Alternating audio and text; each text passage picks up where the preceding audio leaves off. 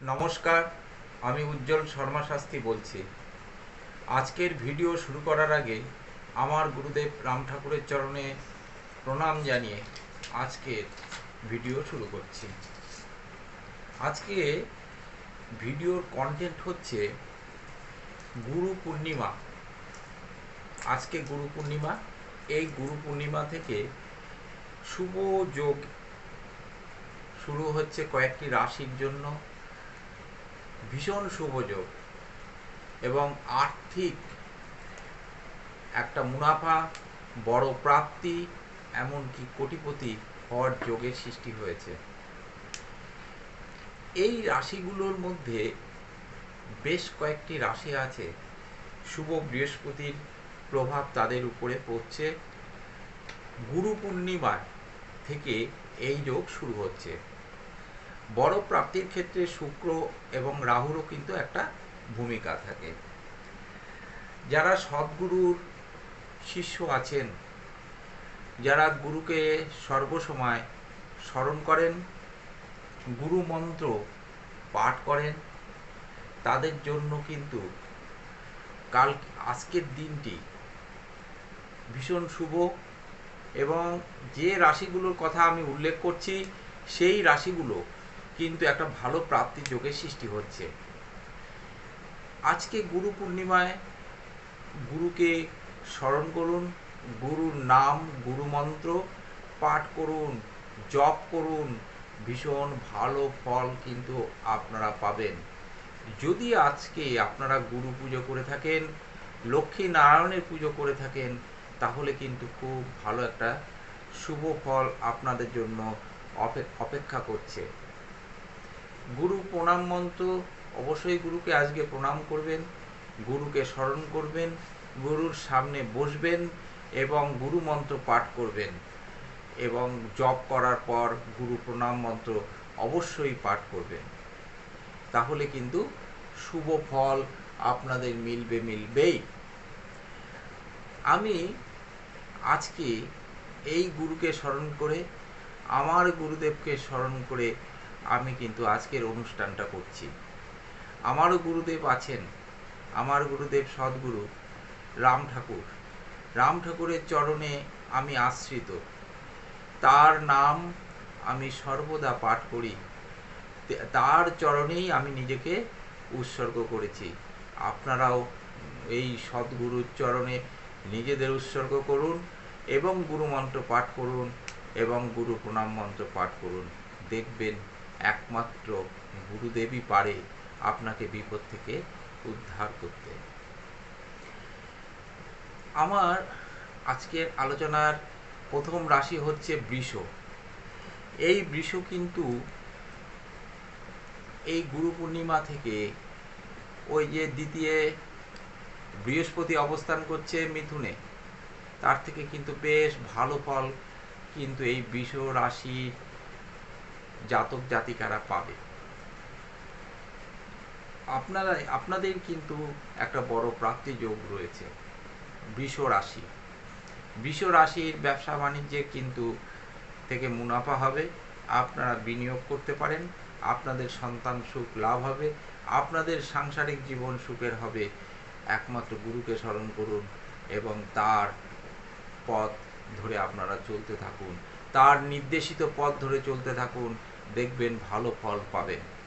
আমার আলোচনার দ্বিতীয় রাশি হচ্ছে মিথুন। মিথুনে বৃহস্পতি অবস্থান করছে, আপনারা কিন্তু বেশ ভালো ফল পাবেন। আপনাদের রাশির উপরেই অবস্থান করছে বৃহস্পতি এবং রবি। আপনাদের যথেষ্ট সাহসিকতা এবং পরাক্রম বৃদ্ধি পাবে। আপনারা আপনাদের কাজে উদ্যম সহযোগে এগিয়ে চলুন, বেশ ভালো ফল পাবেন। আপনাদের কিন্তু জন্য অপেক্ষা করছে শুভ ফল। গুরুকে স্মরণ করুন, সদ্গুরুর চরণে নিজেদের উৎসর্গ করুন এবং গুরু মন্ত্র পাঠ করুন। দেখবেন গুরুই আপনাকে সমস্ত বিপদ থেকে উদ্ধার করছে। গুরুই ব্রহ্মা, গুরুই বিষ্ণু, গুরুই মহেশ্বর, গুরুই পরম ব্রহ্ম। তাই বলছি এই পরম ব্রহ্মকে স্মরণ করুন, তাহলেই আপনারা কিন্তু আপনাদের চলার পথের বাধাগুলোকে সরাতে পারবেন। আমার আলোচনার তৃতীয় রাশি হচ্ছে কর্কট। এই কর্কট কিন্তু ভালো ফল পাবে।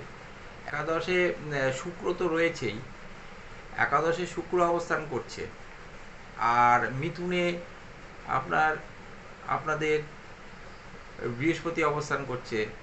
আমার হিসেব মতো কর্কট রাশির কিন্তু একটা বিরাট প্রাপ্তি হওয়ার যোগ রয়েছে। আপনারা গুরুকে স্মরণ করুন, আজকের দিন থেকে আপনাদের কিন্তু শুভ ফল প্রাপ্তি হবে। আপনাদের ব্যবসা বাণিজ্য ভালো চলবে, আপনারা ব্যবসায় লগ্নি করতে পারেন এ মাসে। আপনাদের পঞ্চম স্থানের অধিপতি আপনাদের দ্বিতীয় অবস্থান করছে। আপনাদের সন্তানের দিক থেকে কিন্তু খারাপ ফল পাবেন না, সন্তানের দিক থেকেও কিন্তু আপনারা যথেষ্ট সুখকর হবে। ব্যবসা বাণিজ্যের দিকে নজর দিন, সুস্থভাবে করুন, বুদ্ধি লাগিয়ে করুন, সফল হবেন। আপনাদের কিন্তু একটা বড় প্রাপ্তি যোগের সৃষ্টি কিন্তু অলরেডি হয়েছে। আমার পরবর্তী হিসেবে যে রাশি আসছে সেটা হলো কন্যা। কন্যা কিন্তু ভালো ফল পাবে, কন্যার শুভ ফল কিন্তু অপেক্ষা করছে। ব্যবসা বাণিজ্য থেকে ভালো ফল পাবেন, আর্থিক মুনাফা কিন্তু আপনাদের হবে, এমনকি প্রাপ্তি যোগও কিন্তু আপনাদের রয়েছে। আপনারা স্থির লক্ষ্যে এগিয়ে চলুন, পরিশ্রম করুন, পরাক্রম বৃদ্ধি করুন, আপনাদের সাফল্য কিন্তু অবধারিত। আপনাদের আর্থিক মুনাফা কিন্তু অবশ্যই হবে, এই আশা আমি করছি। এবং আপনারা কিন্তু, আমার আশা কিন্তু হিসেবের আশা, আমি কিন্তু হিসেব করেই বলছি, গ্রহ সংস্থান অনুযায়ী বলছি। সর্বোপরি আপনাদের ভক্তি, আপনাদের গুরুদেবের স্মরণ করা, গুরু মন্ত্র পাঠ করা, এগুলো তো আপনাদের উচিত। যারা এখনো দীক্ষা গ্রহণ করেননি তারা কিন্তু অবশ্যই দীক্ষা গ্রহণ করবেন। একটা নির্দিষ্ট বয়সে ব্যাপার না, সর্বসময় গুরু মন্ত্র পাঠ করা যায়। গুরু মন্ত্র থেকে কিন্তু সাফল্য অবধারিত আসে। গুরু মন্ত্র যদি আপনারা সঠিকভাবে পাঠ করেন, তাহলে আপনারা সর্ববিপদ থেকে রক্ষা পাবেন। সুতরাং যারা দীক্ষা গ্রহণ করেননি তারা গুরু দীক্ষা গ্রহণ করুন। আমার হিসেবে পরবর্তী রাশি হচ্ছে তুলা রাশি। তুলা রাশিও কিন্তু একটা ভালো ফল পেতে চলেছে। হিসেবে আমার বলছে তুলা রাশির একটা প্রাপ্তি যোগ আছে। রবি তো একাদশপতি, রবি একাদশপতি, রবি তো তুলা রাশির একাদশপতি, এবং বৃহস্পতি তুলা রাশির কিন্তু তৃতীয় এবং ষষ্ঠপতি, শুক্র লগ্ন এবং অষ্টমপতি। তুলারও কিন্তু প্রাপ্তি একটা সম্ভাবনা আছে। বৃহস্পতির দিক থেকে তুলা রাশি কিন্তু একটা ভালো ফল পাবে। এই গুরু পূর্ণিমা থেকে আপনাদের শুভ যোগ শুরু হচ্ছে। আজকের দিনে গুরুকে স্মরণ করুন, গুরু মন্ত্র পাঠ করুন, এবং লক্ষ্মীনারায়ণের পূজার ব্যবস্থাটা যদি আপনারা আজকে করতে পারেন তাহলে খুব ভালো হয়। যদিও আমার এই ভিডিওটা আরও একদিন আগে করা উচিত ছিল, তাহলে আমি বলতে পারতাম। যাই হোক, যদি করে থাকেন লক্ষ্মীনারায়ণের পুজো, তাহলে কিন্তু খুব ভালো ফল পাবেন। আমার হিসেবে পরবর্তী রাশি হচ্ছে ধনু। ধনু কিন্তু গুরুর কৃপায় ভালো ফল পাবে। বৃহস্পতির জন্য ধনুর একটা ভালো ফল পাওয়ার একটা সম্ভাবনা রয়েছে। ধনু কিন্তু ভালো ফল পেতে চলেছে। আমার হিসেবে পরবর্তী রাশি হচ্ছে কুম্ভ। কুম্ভ কিন্তু ভালো ফল পাবে।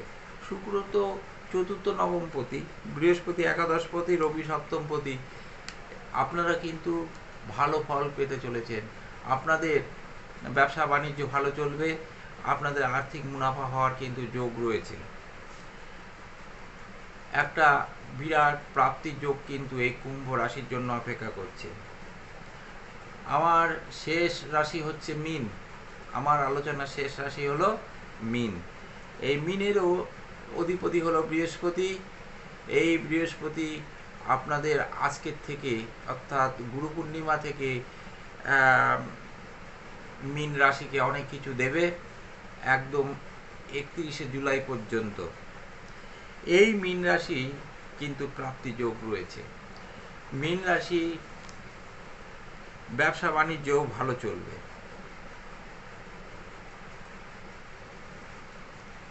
ব্যবসা বাণিজ্য,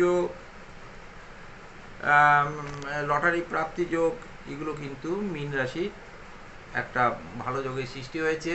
মীন রাশির কিন্তু সামনে এগিয়ে চলার দিন। এই কয়েকটি দিন আপনাদের জন্য খুব ভালো।